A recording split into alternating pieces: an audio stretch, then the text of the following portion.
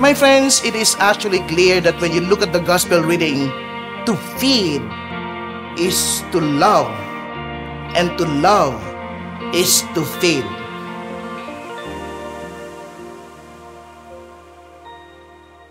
In one of the resurrection stories of Jesus, when the Lord himself have decided to meet Peter and some of the disciples in the seashore for the breakfast meeting, I cannot forget the word of Jesus himself that after the feeding, the Lord said to Peter, "Do you love me?"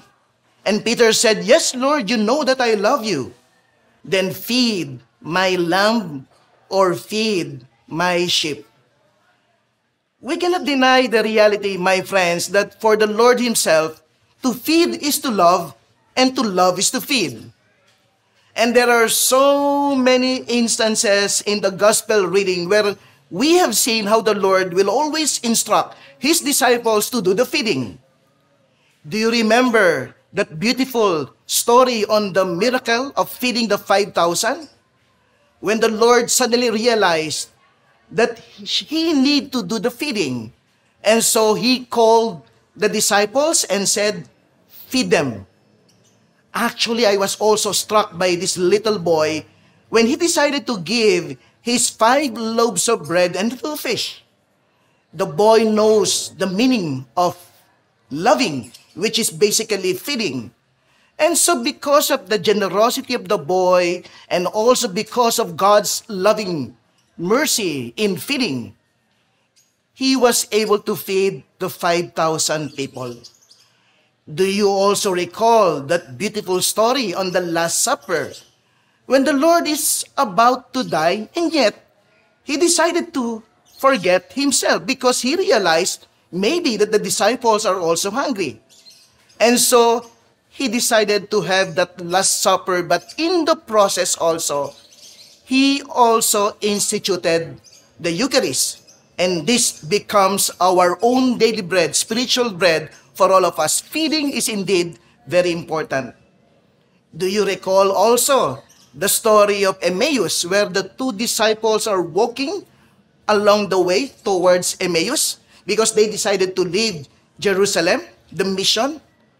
But in order for the 2 recognize that it is in feeding, and this is basically the mission, it was again in the breaking of the bread, in the feeding, that the 2 disciples suddenly opened their eyes when they recognized Jesus, and they returned to Jerusalem, I guess to do also the feeding. My friends, it is actually clear that when you look at the gospel reading, to feed is to love, and to love is to feed. This is the call for all of us. What about you?